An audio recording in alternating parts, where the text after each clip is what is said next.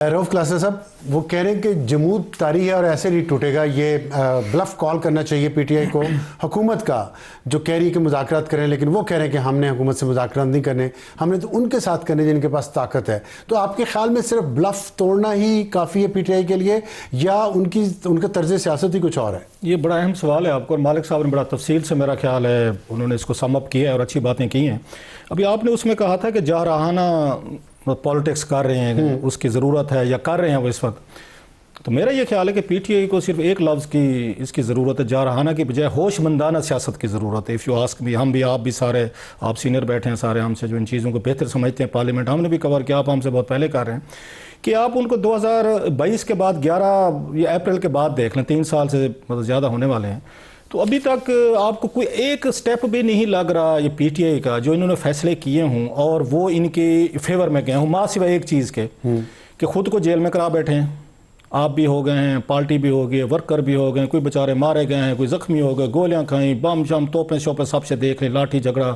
وہ جو بات ابھی مالک بھائی کہہ رہے تھے کہ جناب کہ ہم سار پہ کفن باندھ کے آئیں گے, گھر والوں کو وصیتیں کر کے آئے تھے, یہ گنڈا پور صاحب کے ہمارے جنازے پڑھ لینا, فلاں فلو کر کے ساری چیزیں آپ نے دیکھ لی. اسٹیل بشرا صاحب نے بھی آ کے دیکھ لیا, وہ سب کچھ ہم نے دیکھ لیا.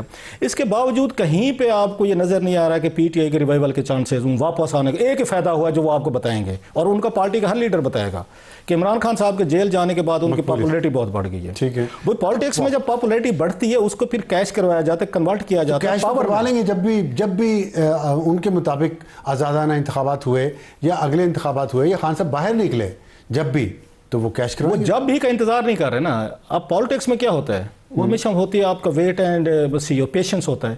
پیشنس ہے نہیں ان میں, مئی وے اور ہائی وے ابھی کر لیں, ابھی ہونا چاہیے. اب اس کا نقصان یہ ہوا کہ وہ فوری طور پر رزلٹ چاہتے ہیں. مثلا ایک دن اگر آپ ان کو ماضی میں دیکھ لیں, ایک دن آفر کرتے تھے خان صاحب میں فوج سے بات چیت کے لیے تیار ہوں, انہوں نے محمود چودھری صاحب کو نمائندہ بنا دیا, آپ کو مجھے کسی اور کو بنا دیا, اور 24 گھنٹے کے اندر اگلے دن جب وہ آئے ان سے اپنی عدالتی پیشی پہ آئے تو انہیں پتہ چلا ابھی تک مجھے کسی نے رابطہ نہیں کیا, ساتھ انہوں نے بمبارڈمنٹ شروع کر دی, ساتھ انہوں نے اپنے اگر ٹویٹس پہ باتوں میں سو تھوڑا سا خان صاحب کو جو کرنے والی چیز تھی, جو پیٹرن نہیں دیکھ رہے پاکستانی پالیٹکس کا, وہ ہے پیش. وہ کہتے ہیں ایک ہے نا انگلش کی بڑی خوبصورت ایک اس میں کوٹ ہے, آگ اس میں کہتے ہیں good things happen to those who wait.